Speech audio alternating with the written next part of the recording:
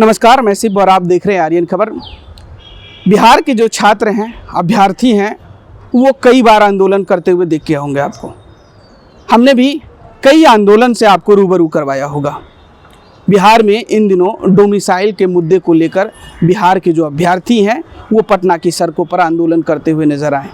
छात्र नेता दिलीप कुमार इन सभी छात्र अभ्यर्थियों को एकजुट करके कई बार, कहिए कि 2 बार मुख्यमंत्री के सचिवालय तक भी पहुंच गए, लेकिन मुख्यमंत्री से मुलाकात नहीं हुई।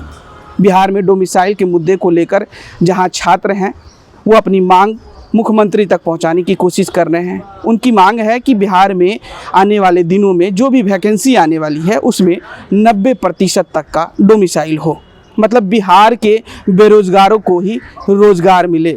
उनका आरोप भी है कि भारत के कई ऐसे राज्य हैं जहां डोमिसाइल है और जिससे बिहारियों को वहां रोजगार नहीं मिलता है।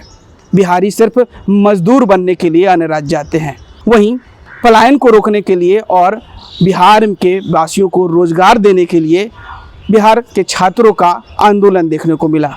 लेकिन इसी बीच आपको एक विजुअल दिखाते हैं। उस विजुअल में आप देख सकते हैं कि छात्र नेता दिलीप कुमार को आज के महाआंदोलन में, आज एक बड़ी महाआंदोलन का आगाज किया गया था छात्र नेता दिलीप कुमार के द्वारा।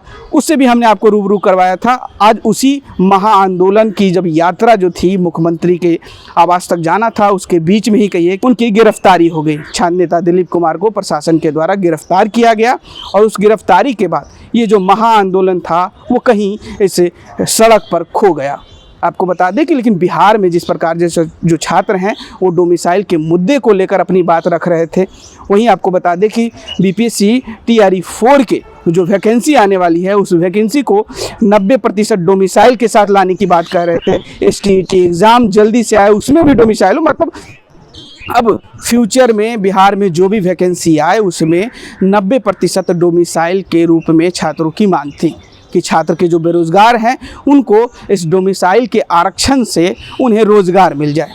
लेकिन अभी तक जो सरकार है वो सरकार तक इनकी आवाज़ नहीं पहुंची है। 2 बार डोमिसाइल के मुद्दे को लेकर मुख्यमंत्री सचिवालय दिलीप कुमार जा चुके हैं, अपनी प्रस्ताव भी वहाँ रखे हैं, लेकिन उस प्रस्ताव के बावजूद भी कुछ वैकेंसियाँ ऐसी आई है, जैसा दिलीप कुमार ही बता रहे थे कि हमारे उन 2 आंदोलन जो 5 जून और 2 जुलाई को किया गया था, उन दोनों आंदोलनों की सकारात्मक दृष्टि भी देखने को मिली, कि सकारात्मक पहलू देखने को मिला कि लाइब्रेरियन की वैकेंसी आई जो डोमिसाइल के साथ आई और महिलाओं को भी 35% आरक्षण में डोमिसाइल मिली।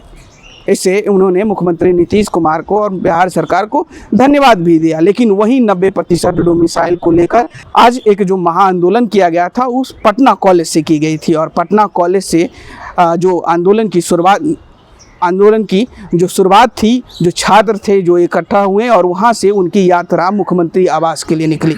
लेकिन इसी के बीच में प्रशासन के द्वारा उन्हें रोका गया और उनके भीड़ को तितर-बितर किया गया। लेकिन उनकी गिरफ्तारी के बाद ये जो महाआंदोलन था, ये महाआंदोलन कहीं भीड़ में खो गया और जो मांग थी, जो छात्र की, जो हक की लड़ाई की जो बात कर रहे थे छात्र और छात्र नेता, वो कहीं ना कहीं अभी कुछ देर के लिए कहिए कि गुम हो गए हैं, चुप हो गए हैं।